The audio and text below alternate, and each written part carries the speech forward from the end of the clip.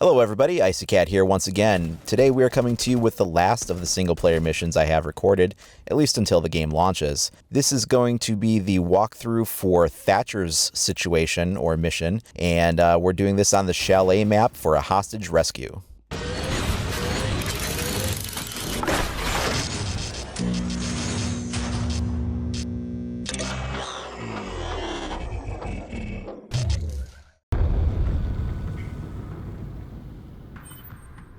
The hostage is being held at a remote location overrun by hostiles.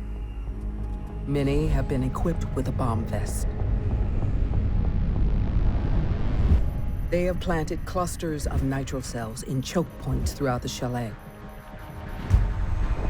Thatcher's EMP grenades can disable electronic detonators, preventing a chain reaction of high explosives.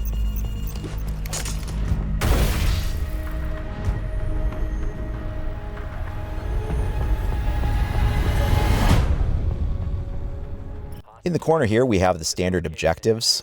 These appear with every situation that you do, and at least give you something a little bit more to try for. I'm not sure if those get harder with the higher difficulties. I was only doing all of these missions on normal because I was given 1 hour to record as many of the missions as I could.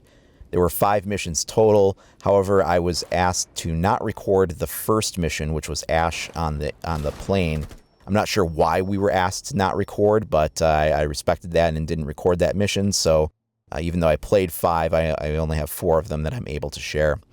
So as we go through this mission here, one thing you'll notice is we have some snow going on, and we don't really have weather effects in any of the maps. The snow here is very subtle, but it's still nice to see. I think it would be cool if there was actually like some really decent, like, you know, borderline blizzard snow going on. That would be very cool to see, but... So I'm going to come in this first room here, and as I bash through the window, I discover there's a guy right behind this shield, and yet he's facing the complete opposite direction, and I catch him unaware. I'm not sure how I can break through the window pane and shatter the glass and the wood and have him still not react to my presence. I hope that that's just a thing on normal, and on the harder difficulties they might react better, but I'm uncertain.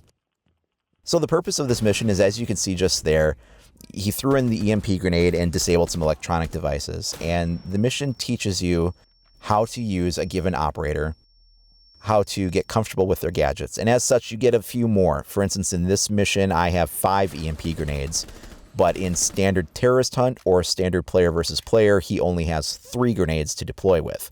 They just give you a few extra because the purpose of this is sort of to learn the operator and how to use it. Given that the purpose is to learn how to use your operator, I find it strange that there's only the 11 missions. What about the other 9 operators? Why don't they have a mission? I mean, granted, there's 11 maps, so I guess that's why they stopped at 11, but each map can be doable in day or night, and it doesn't really matter if you do the same map twice. You can change whether you're just doing a terrorist hunt or hostage rescue or bomb defusal or something like that. That would mix it up.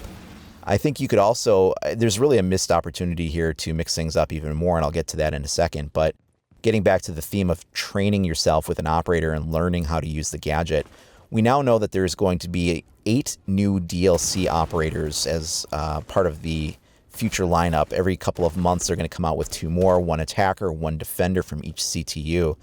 I hope when they do that they also release a training mission just like this so you can learn the new operator on those new maps with those new operators. And I think that would be really good to see. We don't necessarily need to have fancy cutscenes come with all of these. Even for if they could flush out the other 9 operators, the new couple of operators that they come out with every few months, those wouldn't necessarily need new cutscenes. If making the cutscenes was too expensive to record the special voice talent or the rendering of the scenes or something like that, I'd happily trade off not having the cutscenes in exchange for the ability to get more of these kinds of missions to do. But this is pretty much a straightforward hostage rescue, just like it would be in Terrorist Hunt. It's pretty hard to do. It's pretty challenging. I mean, they definitely aggressively go after you on the way, and when you step out into the open, you're vulnerable. And as a result, I did die from that one. It can be quite challenging. So we're going to try this a second time, and I'm going to make sure that when I go through it this time, I'm not going to take the same route. I knew I was recording this, and I knew that I would probably be sharing both takes with you. So I wanted to make sure that everybody got a chance to see the level being approached from a different perspective. So I'm going to come around to the other side of the building here.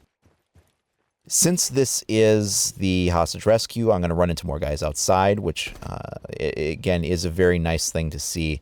Really, I feel like it really helps the game seem more complete and more fleshed out this way. And all the shooting I'm doing out here is going to draw the attention of a bomber to me in just a moment. And this is where the purpose of the single-player missions really comes into its own. One of the objectives was to use the EMP against a bomber, which I wouldn't have known to have even tried to do. It wouldn't have occurred to me. It hadn't before this. So when the bomber comes up here, because I know that there's that objective, I'm going to go ahead and try this. And what it does is it sort of stuns him. And I drop him right away, but, say there was a reason why I couldn't drop him right away. Maybe I had retreated around a corner or something. His vest would no longer function. He could no longer detonate that vest against me, and that's a pretty handy feature. So I'm going to come in here and just clear out the room, and again, using that EMP grenade to flush out an entire room of nitro cells is very effective. This is the same room I was in before, so we're going to come in and breach it from that side. And when I come in here this time, I'm going to try to make as fast of an extraction as I can. And you're going to see that, again, it was kind of challenging to pull off. It was definitely tricky. And we're going to go in here, clear out some of these guys that are hiding back behind here.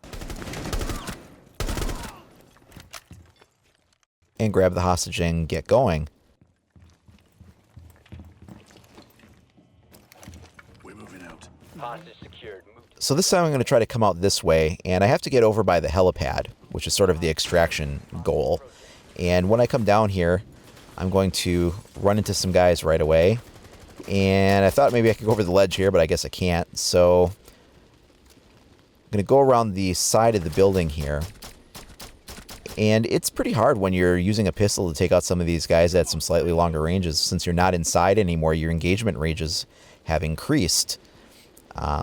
And you can only carry the sidearm when you have the hostage in hand. Now, you can hold X there to stop escorting, like it says, and that will allow you to pull out your primary weapon, and you can engage them as you go if you need to. And I'm going to try to do that here, and I don't wind up making the successful extract, but I think that this mode will become even harder yet because they announced with the beta changes that they've increased the AI difficulty on normal by 40% as far as accuracy and 5% for damage. And hard has gone up an extra, I think, 20% or so. And they've even increased the realistic difficulty. So, we have a challenge here. So that's been our single player mission walkthrough for Thatcher on Canal. Tomorrow, we're going to take a look at Rook. And the day after that, we're going to take a look at Ash. So make sure you check us out for those videos as well. If you haven't already, please like and subscribe to keep new content coming and be aware of all the latest news and info. Thanks for watching.